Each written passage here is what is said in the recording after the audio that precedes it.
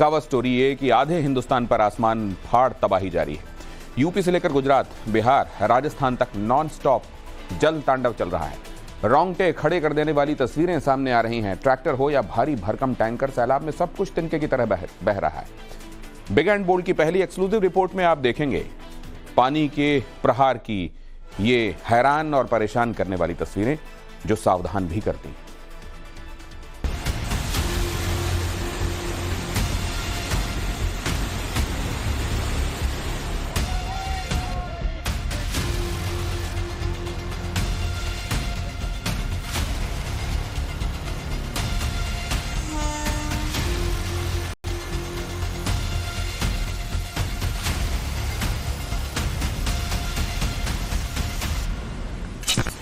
शहर शहर नदियों में सैलाब है, तबाही बेहिसाब है।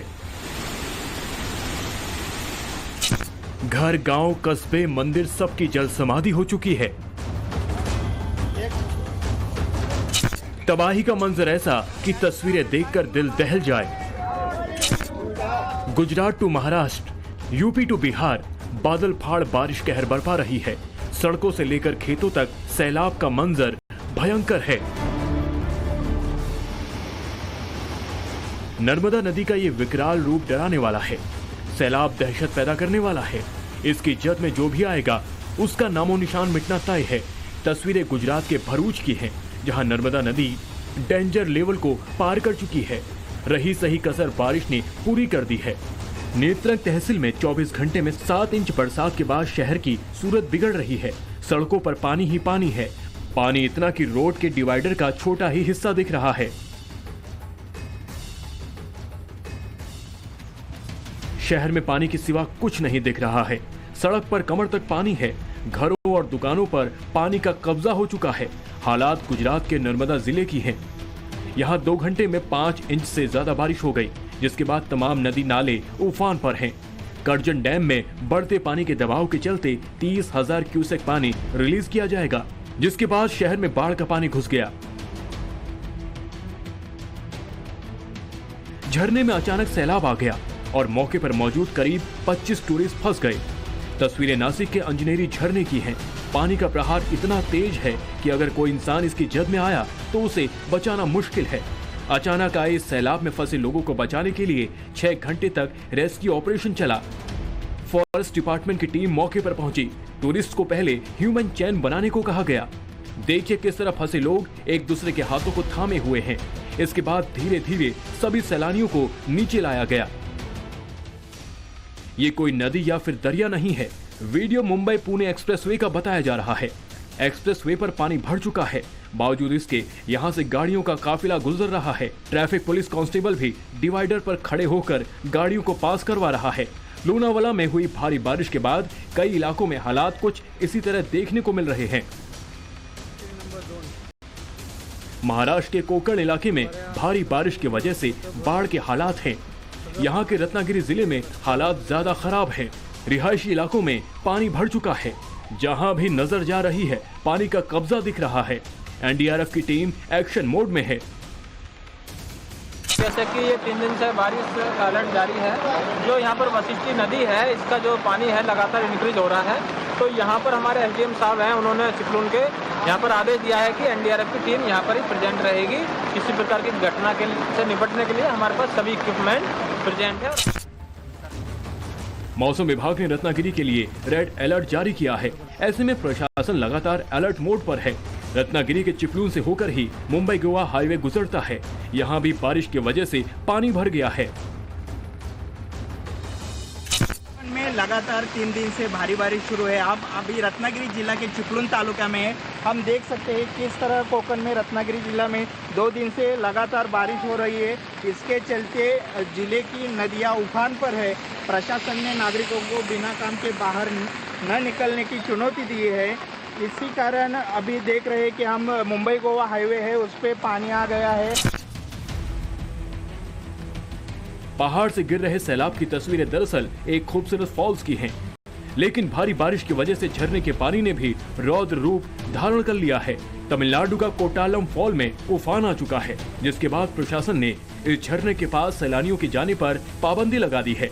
आम दिनों में इस फॉल्स पर लोगों की भारी भीड़ रहती है, क्योंकि ये झरना कुदरती खूबसूरती को लेकर टूरिस्ट को आकर्षित करती है।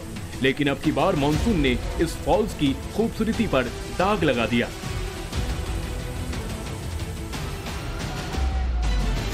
नदी में उफान है और एक टैंकर बहता जा रहा है।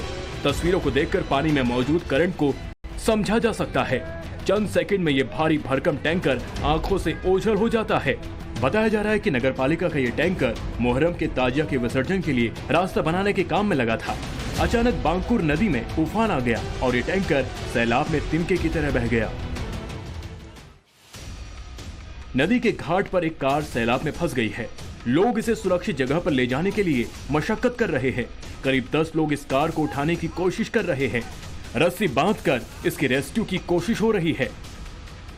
तस्वीरें मध्य प्रदेश के उज्जैन की हैं।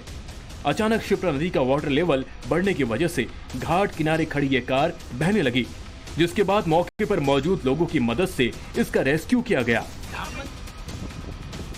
वहीं घाट के किनारों के मंदिर में नदी के पानी की एंट्री हो चुकी है। बताया जा रहा है कि क्षिप्रा नदी तेज बहाव के साथ सामान्य स्तर से 2 से 2.5 फीट ऊपर बह रही है। दरअसल डैम के गेट खोलने की वजह से नदी का वाटर लेवल अचानक बढ़ गया। आसपास रहने वाले लोगों का आरोप है कि पहले से डैम के गेट खोलने की सूचना नहीं दी गई। चारों ओर पानी भरा है और एक ट्रैक्टर पूरी तरह से डूबा हुआ है। सिर्फ ट्रैक्टर के हुड का एक छोटा सा हिस्सा दिखाई दे रहा है। ट्रैक्टर को निकालने के लिए लगातार रेस्क्यू ऑपरेशन जारी है। तस्वीरें जोधपुर के सुरसागर इलाके की हैं। यहाँ बारिश की वजह से खदान में पानी भर गया और काम में लगे तमाम गाड़ियां डूब गई। देखिए, पहले 2 लोग ट्रैक्टर पर जाकर मौके का जायजा लेते हैं, फिर क्रेन से एक रस्सी लटकाई जाती है। दोनों लोग उस रस्सी को ट्रैक्टर से बांधते हैं। इसके बाद शुरू होता है ट्रैक्टर को बाहर निकालने का काम। घंटों की मशक्कत के बाद ट्रैक्टर को जनरेटर ट्रॉली के साथ पानी से बाहर निकाला जा सका। अब इस तस्वीर को देखिए। यहाँ पहली बारिश में ही रिंग रोड के किनारे का हिस्सा बह गया। साइड से पानी की तेज धार आ रही है। कोई बड़ा हादसा न हो जाए, इसलिए रिंग रोड के किनारे वाले हिस्से को आवाजाही के लिए रोक दिया गया है। बूंदी में तो तेज बारिश के चलते यहाँ की जालिंद्री रेलवे स्टेशन पर मानो सैलाब आ गया।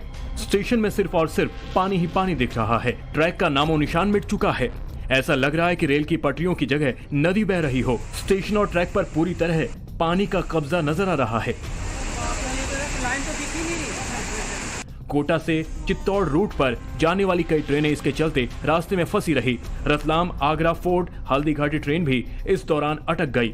जालिंद्री स्टेशन कोटा, बूंदी और चित्तौड़ रेलवे लाइन का बड़ा क्रॉसिंग पॉइंट है। यहाँ से तीनों जिलों के लिए रूट डाइवर्ट किया जाता है। हालांकि बाद में पानी कम होने पर ट्रेनों को निकाला गया।